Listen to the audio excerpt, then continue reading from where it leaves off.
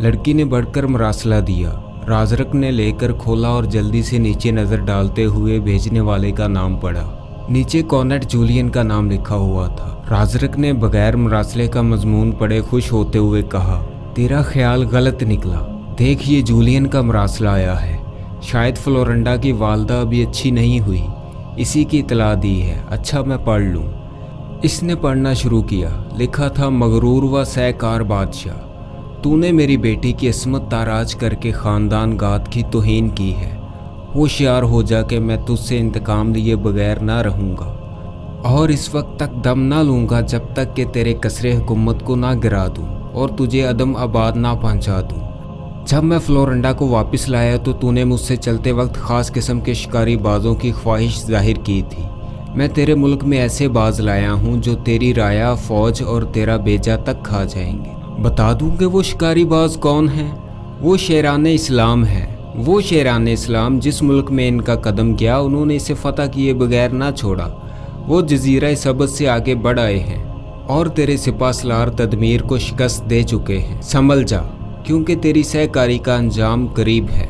Conan Julian. राजरक इस मरासला को पढ़ता जाता था और इसका चेहरा गुस्से से सुर्ख होता जाता था।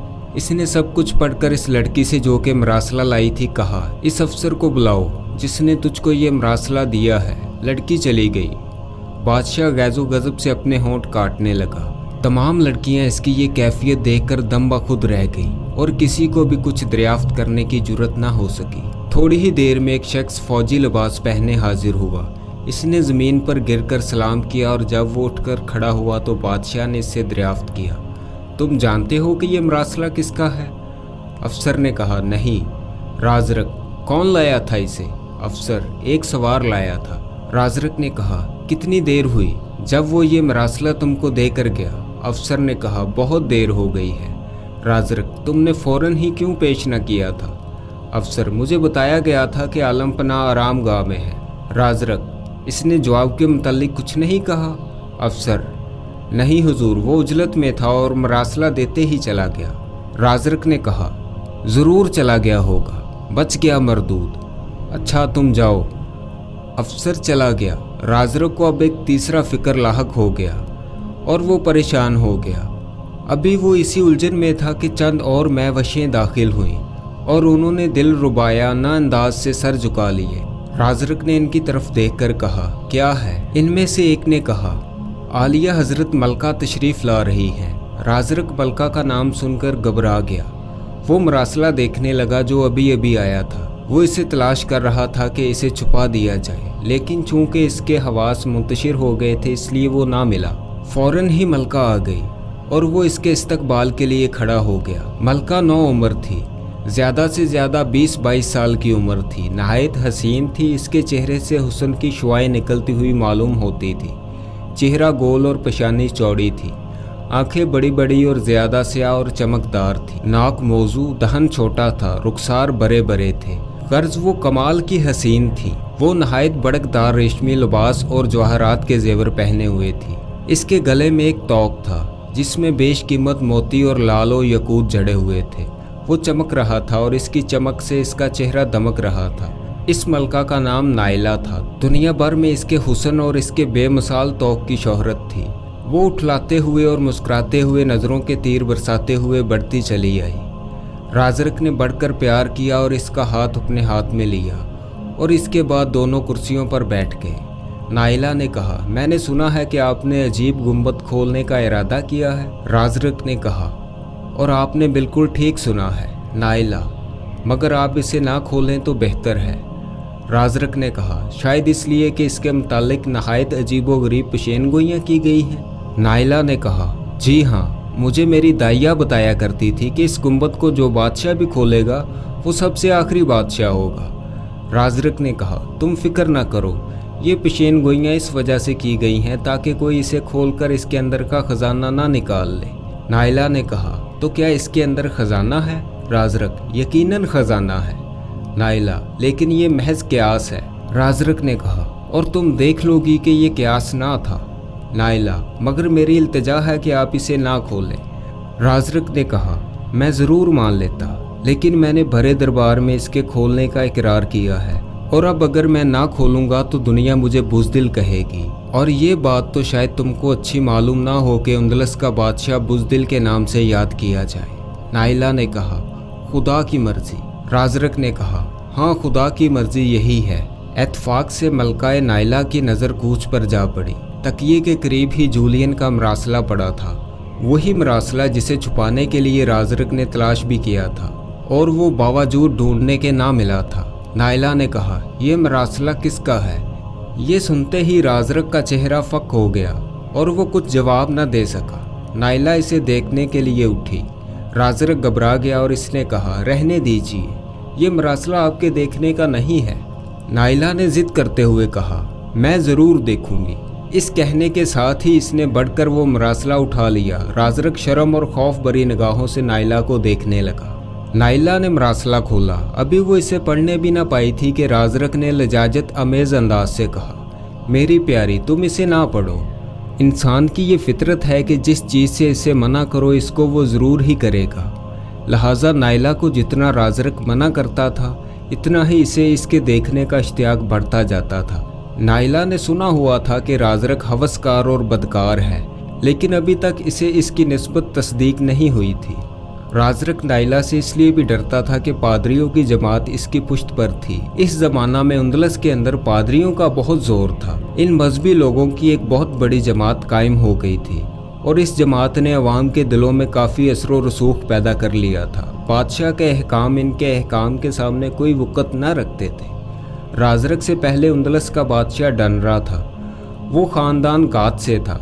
गात इन मशहूर और वैशी कौमों में से एक थी जिन्होंने रोमा की ज़बरदस्त सल्तनत को ताकत व ताराज कर डाला था। गात एक एशियाई कौम थी जिसकी दो शाख, एक एस्ट्रोगाथ यानी मशरकी गाथ और ये अब्तालिया पर मुसल्लत हो गई थी, और दूसरी विजी गाथ यानी मगरबी गाथ जो उंदलस पर हुक्मरान हो गई थी। शाह डनरा विजी गाथ से था। इसने जब देखा कि मुल्क में पादरियों का इक़्तिदार रोज़ो अफ़ज़ां तरक्की पर है तो वो इनकी बेखकनी के दर पे हो गया। इस पे शुबा नहीं कि डनरा रहम दिल था और वो राया के हर फर्द को खुआ वो किसी किस्म का और किसी तबके का क्यों ना हो एक नज़र से देखता था।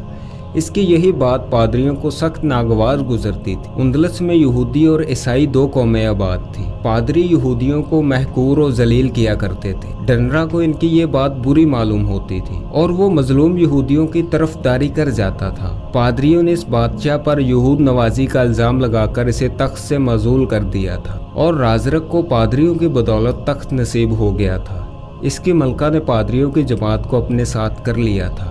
यही वजह थी कि राजरक इससे डरता था, क्योंकि इसे खौफ था कि कहीं नाइला इसे भी शाह डनरा की तरह पादरियों से माजूल ना करवा दे।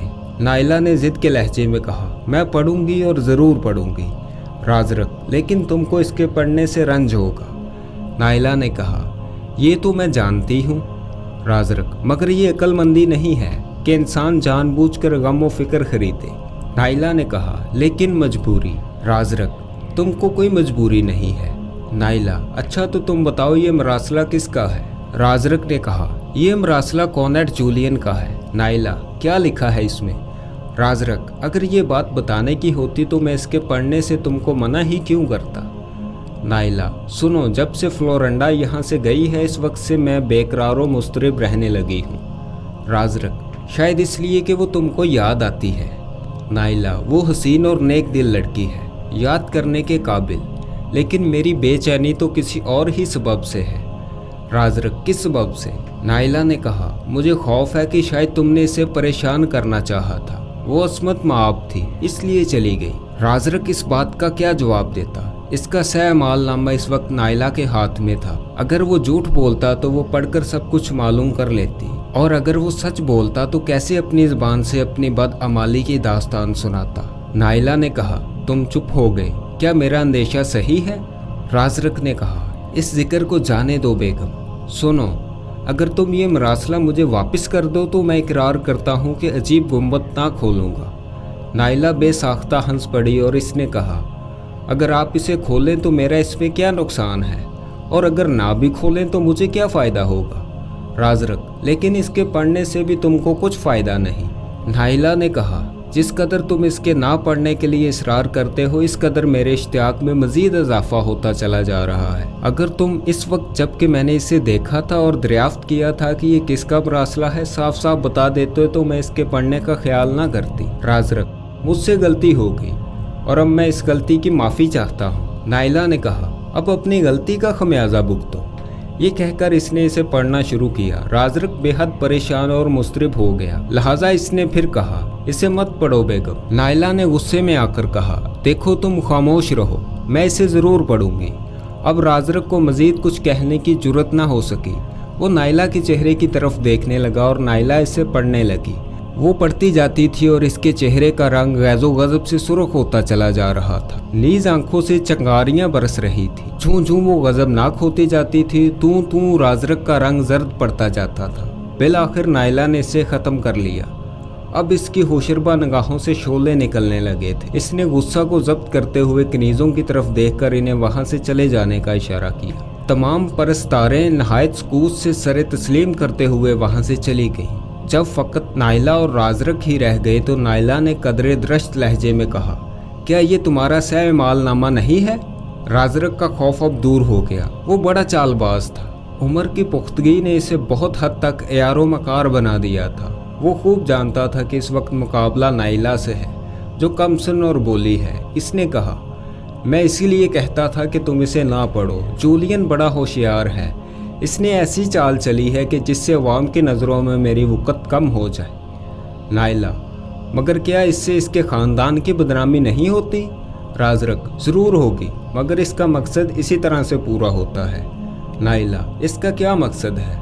राजरक ने कहा, क्या तुम भूल गई हो कि इसके अक़द में मज़ूल बादशाह की बेटी है और वो ख्वाहिशमंद है कि मुझे मज़ूल करा के फिर अपने खसर को तख्त नशीन करा दे। बेगम साहिबा, ये ऐसी गहरी चाल है कि जिसके समझने के लिए गौर व फिक्र की ज़रूरत है। नाइला ने कहा, मगर मेरे ख्याल में कोई शख्स किसी कीमत पर भी अपनी बेटी के मुतालिक इस वक्त तक ऐसे अल्फाज नहीं लिख सकता जब तक कि कोई वाक़या ना हुआ हो। राजरक ने कहा, कॉनेट जूलियन खार खाए हुए है और वो जो कुछ भी करे थोड़ा है।